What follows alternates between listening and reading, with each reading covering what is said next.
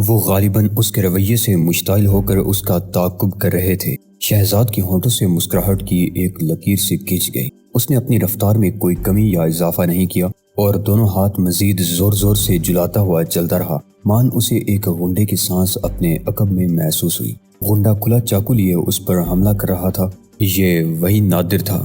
Tiger نے ایک لمحے کے لیے انگشت شہادت اٹھائی جو نادر کی دائیں آنکھ میں پیوست ہو گئی اور پھر اس سے قبل کہ نادر ٹکراتا ہوا نیچے گرتا، ٹائیگر کی ایڑی اس کے پیٹ پر ایک ہلکی سی ضرب لگاتی ہوئی اس غنڈے کی ران پر لگی جو نادر کو گرتے دیکھ کر حملہ آور ہوا تھا۔ دونوں گر گئے۔ نادر نے تو ہچکی بھی نہیں لی تھی جبکہ وہ غنڈا جس کی ٹانگ ران سے 2 حصوں میں تقسیم ہو گئی تھی ڈکرانے لگا تھا۔ باقی 3 افراد جن میں چیکو بھی شامل تھا انہوں نے ٹائیگر پر حملہ کر دیا۔ ٹائیگر نے رقص کے سے انداز میں پیر اٹھائے اور ہوٹل کی طرف چل دیا۔ اس اثناء میں ایک چمکدار چاقو اس کے قریب آیا تو اس نے چاقو بردار ہاتھ کی کلائی دبوچ لی۔ اسی دوران دوسرا چاقو اس کے سر پر پہنچ گیا۔ انہوں نے دوسرے خالی ہاتھ سے اس وار کو روکا اور پھر یہ بھی نہ دیکھا کہ جو چاقو اس کے سر پر آ رہا تھا اب وہ حملہ آور کے منہ میں گھس گیا ہے۔ کلائی ٹائیگر کی مٹھی میں تھی اور وہ ہوٹل کی طرف بڑھ رہا تھا اور پھر چیکو وہ غلطی کر ہی گیا جو اسے نہیں کرنی چاہیے تھی۔ وہ ہوٹل اور ٹائیگر کے درمیان حائل ہو گیا۔ ٹائیگر نے اسے لمحے بھر تک غور سے دیکھنے کی بھی زحمت گوارا نہیں کی۔ اس نے وہ ہاتھ جس میں ایک غنڈے کی کلائی دبی ہوئی تھی اٹھایا اور چیکو کے سر پر دے مارا۔ چیکو کا سر کسی پکے ہوئے سرخ تربوز کی طرح کھل گیا اور شہزاد کلائی ایک طرف پھینک کر ہوٹل کے مرکزی گیٹ سے اندر چلا گیا۔ اس نے ایک بار پھر اس دروازے پر دستک دی جو کئی روز سے نہیں کھلا تھا۔ لٹل فادر، اس کا لہجہ سپاٹ تھا، میں کوئی نگارہ کی سیر کر آیا ہوں۔ مجھے امید ہے کہ اب لوگ ہمیں خوب پہچان لیں گے۔ اندر سے بطخ کے بولنے جیسی مخصوص آواز سنائی دی۔ یہ اوشان کا مخصوص کہہ کہا تھا، تم تفریح کر کے آئے میرے بچے، جاؤ اب جا کر آرام کرو۔ پہلی بار اس کمرے سے جواب دیا گیا۔ ٹائیگر مسکراتا ہوا اپنے کمرے کی طرف بڑھ گیا۔ اسے یقین تھا کہ وہ قاتلوں کے ایک گروہ کا صفایا کر چکا ہے اور اسے یہ بھی یقین تھا کہ اس خبر کی اشاعت کے ساتھ ہی ڈاکٹر بہرام انہیں تلاش کر لے گا، کیونکہ وہ دونوں 1 مہینے سے جزیرہ فردوس میں تھے اور انہوں نے بہرام کو اپنے بارے میں کوئی اطلاع نہیں دی تھی۔ ڈاکٹر ریون نے سب سے پہلی جو چیز محسوس کی وہ یہ تھی کہ ان کے بیج یا تو الٹے تھے۔ کہانی میں آگے بڑھنے سے قبل گزارش ہے کہ چینل کو سبسکرائب کرتے ہوئے گھنٹی کی علامت کو لازمی دبا دیں تاکہ اس سلسلے سے جڑی تمام ویڈیوز ڈائریکٹ آپ تک پہنچ پائیں۔ یا پھر انہوں نے الٹے کر کے دکھائے تھے، اور اگر ان دونوں کا تعلق واقعی FBI سے تھا تو ان کے بیج پرس کے دائیں طرف کیوں نہیں تھے؟ تیسری اہم بات یہ تھی کہ اگر یہ دونوں FBI سے تعلق رکھتے تھے تو انہوں نے کارڈ کے بجائے بیج کیوں دکھائے؟ خوش آمدید۔ تھکے ہارے ڈاکٹر ریون نے مسکراتے ہوئے کہا، وہ امریکہ کا مایہ ناز محقق اور تیل کی تلاش و دریافت اور اس پر تحقیق کا ماہر تھا۔ مسلسل 38 گھنٹے سے کام کرنے کے باعث وہ بہت تھکن محسوس کر رہا تھا اور اب یہ FBI والے آ گئے تھے۔ فرمائیے، ہم بہت سے اہم امور پر گفتگو کے لیے آئے ہیں ڈاکٹر، ان میں سے ایک نے کہا، اور ہمیں اس بات کا یقین ہے کہ آپ کی زندگی خطرے میں ہے۔ بکواس، بھلا مجھ سے کسے دشمنی ہوگی؟ ڈاکٹر ریون نے چشمہ لگاتے ہوئے کہا، آپ کے دشمن وہی لوگ ہیں جو ڈاکٹر جانسن کو قتل کر چکے ہیں۔ کیا جانسن قتل کر دیا گیا؟ ڈاکٹر ریون اچھل پڑے، چشمہ ناک سے پھسل کر گر گیا۔ بات ہی کچھ ایسی تھی، وہ اور ڈاکٹر جانسن دونوں تیل کا متبادل تلاش کرنے کے پروجیکٹ پر کام کر رہے تھے تاکہ جب تیل کے قدرتی ذخیرے خشک ہو جائیں تو امریکہ اپنے طور پر تیل بنا سکے۔ وہ کیسے؟ کیا ہوا تھا؟ ڈاکٹر ریون کے ہاتھ کانپنے لگے۔ اعصابی تھکن نے ذہن پر اچانک ہی حملہ کر دیا۔ وہ اپنے دفتر کی تیسری منزل سے گر پڑے تھے۔ بظاہر تو حادثہ لگتا ہے لیکن ہمیں یقین ہے کہ انہیں قتل کیا گیا ہے۔ تم کون ہو؟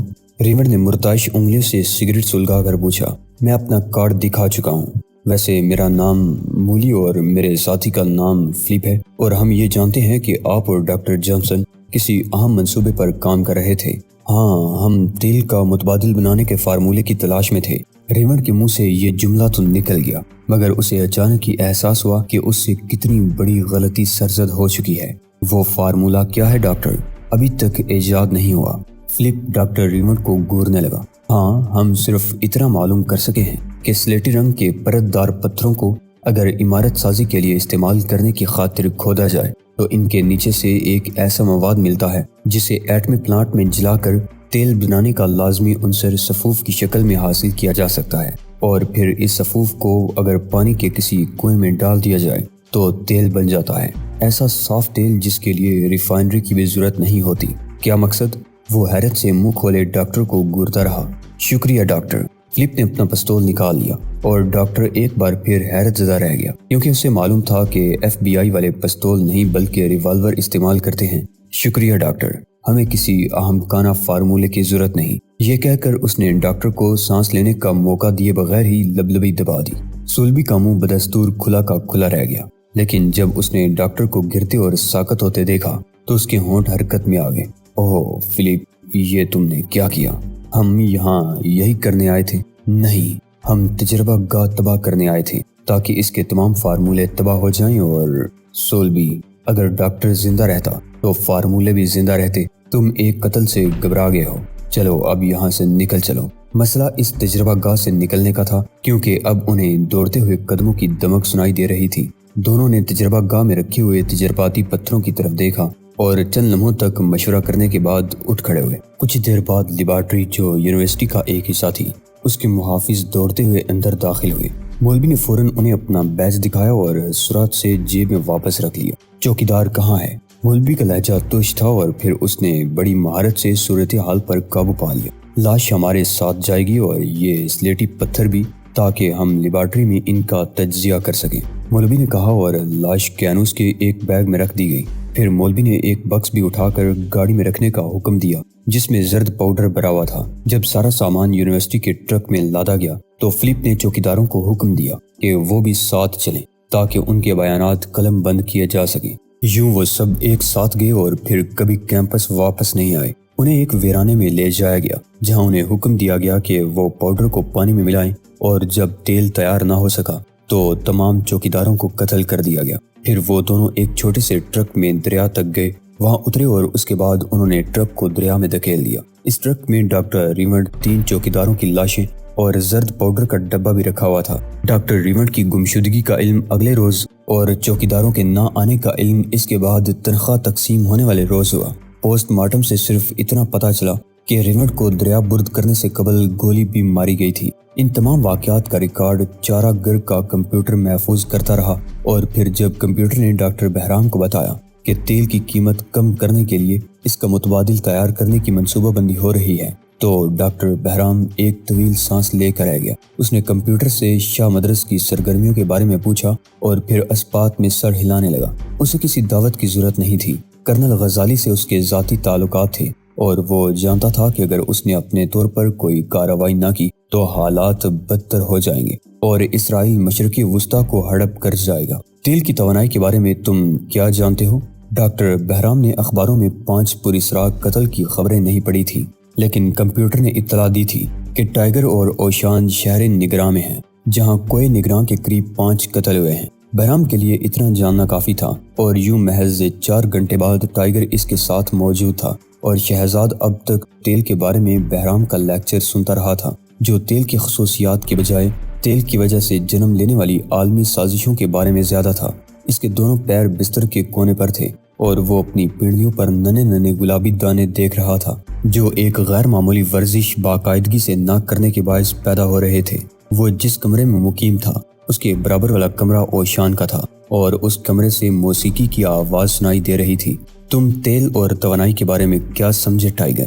اس مرتبہ بہرام کا لہجہ بہت نرم تھا، وہی جو آپ اس عورت کے بارے میں سمجھتے ہیں جس کے چہرے پر انگنت برے تل نہیں ہوتے۔ بکواس مت کرو، بہرام جھینپ کر بولا۔ ہائیڈرو کاربن کیا ہوتا ہے؟ مجھے افسوس ہے کہ میں نے توجہ نہیں دی تھی، ٹائیگر نے ٹھنڈی سانس لے کر جواب دیا۔ ٹھیک ہے، تب پھر تم سب کچھ دوبارہ سنو، بہرام نے جلا کر کہا، اور ایک بار پھر اس کا لیکچر شروع ہو گیا جو تیل کی پیداوار، تقسیم، اسرائیل کی چیرہ دستیوں، عراق پر اس کے فضائی حملے اور بحیرہ احمر میں بارودی سرنگوں کے بارے میں تھا، اور جس کی تان یہاں ٹوٹ رہی تھی کہ اس وقت عوام کو بے وقوف بنا کر جزیرہ فردوس پر سامراجی قبضے کی سازشیں ہو رہی ہیں، اور عالمی دہشت گردوں کا پسندیدہ نشانہ کرنل غزالی ہے جس کے تیل کے ذخائر پر بھی قبضہ کرنے کی کوششیں کی جا رہی ہیں۔ اوہ، کرنل غزالی، میرا خیال ہے کہ اس آدمی کے ذہن میں بھی کچھ خلل ہے۔ خلل؟ ممکن ہے ایسا ہی ہو، بہرام نے سلجھو لہجے میں کہا۔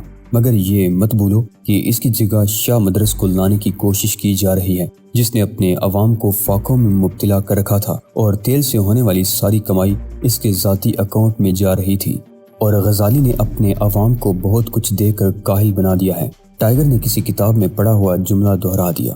شاید بہرام سوچنے لگا اور پھر چند لمحوں کے بعد بولا، ٹائیگر، اگر غزالی کی جگہ شاہ مدرس پھر آ گیا تو دنیا بھر میں استحصالی دور کی واپسی کا سلسلہ شروع ہو جائے گا۔ آج بہرام کے چہرے پر پہلے کے مقابلے میں کہیں زیادہ سنجیدگی تھی۔ وہ خوب کھل کر باتیں کر رہا تھا۔ مسئلہ کیا ہے؟ ٹائیگر نے پہلی بار سوال کیا۔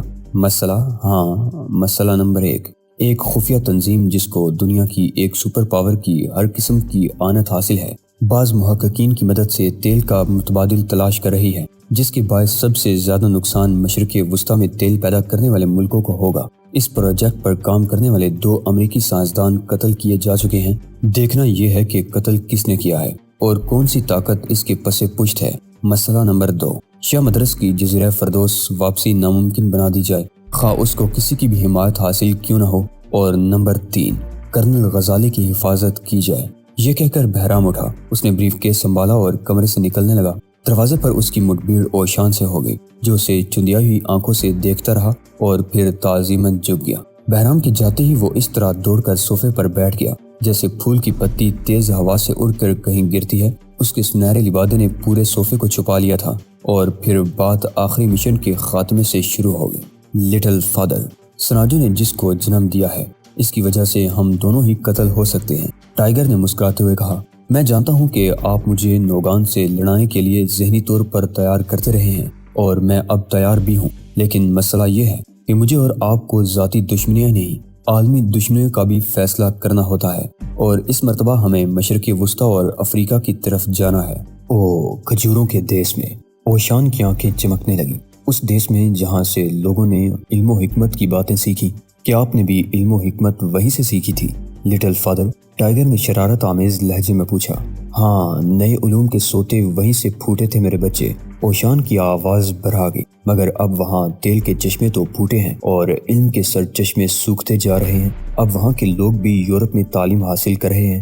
یہ ایک المیہ ہے، یہ ایک سزا ہے میرے بچے، قدرت نے سزا دی ہے۔ اس کا چہرہ سرخ ہو گیا اور اس کے دونوں ہاتھ سینے پر بندھ گئے۔ ٹائیگر اسے اسی حالت میں چھوڑ کر کمرے سے نکل آیا۔ وہ بڑی سنجیدگی سے سناجو کے اس شیطان کے بارے میں سوچ رہا تھا جو ابھی تک قابو میں نہیں آ سکا تھا۔ نوگان اوشان کا بھتیجا تھا جو اگر جرائم کی طرف راغب نہ ہوتا تو اوشان کی جگہ شمشیر سناجو کا مالک بنتا۔ اس نے ٹائیگر اور اوشان کو قتل کرنے کی کوشش کی تھی اور ناکام رہا تھا۔ وہ غائب ہو گیا۔ وہ ٹائیگر کے لیے سب سے بڑا چیلنج تھا۔ بعض اوقات تو وہ نوگان سے تنگ آ کر یہ تک سوچنے لگتا تھا کہ کاش وہ پیدا ہوتے ہی سناجو کے سمندروں میں غرق ہو گیا ہوتا۔ ہوٹل سے نکل کر اس نے نوگان کو ذہن سے جھٹک دیا اور ٹیکسی لے کر سیدھا برکلے پہنچا، جہاں چیف بہرام کے مطابق ایک اور امریکی محقق کام کر رہا تھا۔ برکلے میں اترتے ہی اس نے ایک عورت کو روتے دیکھا۔ دوسری طرف ایک لڑکی دونوں ہاتھوں میں چہرہ چھپائے سسکیاں بھر رہی تھی۔ ٹائیگر نے لڑکی سے سائنس بلڈنگ کے بارے میں پوچھا۔ بلڈنگ کی طرف دیکھ کر وہ بہت کچھ سمجھ گیا اور سوچنے لگا کہ یہاں بم کس نے رکھا ہوگا۔ بات واضح تھی، تیل بنانے کے فارمولے کی تلاش کا تیسرا سائنسدان بھی مارا گیا تھا۔ کیمپس میں ایک زخمی لڑکی ایک رپورٹر سے باتیں کر رہی تھی۔ FBI نے پہلے ہی خبردار کر دیا تھا کہ کیمپس پر حملہ ہوگا، لیکن ہم یہ سمجھ کر خاموش رہے کہ مخالفوں کا پراپیگنڈا ہے۔ دھماکے سے قبل FBI کے 2 افراد نے بم کے شعبے میں ڈاکٹر کے کمرے کی تلاشی بھی لی تھی، مگر انہیں کچھ نہیں ملا تھا۔ تاہم ان کے جاتے ہی اف میرے خدا، یہ کہہ کر وہ پھر رونے لگی۔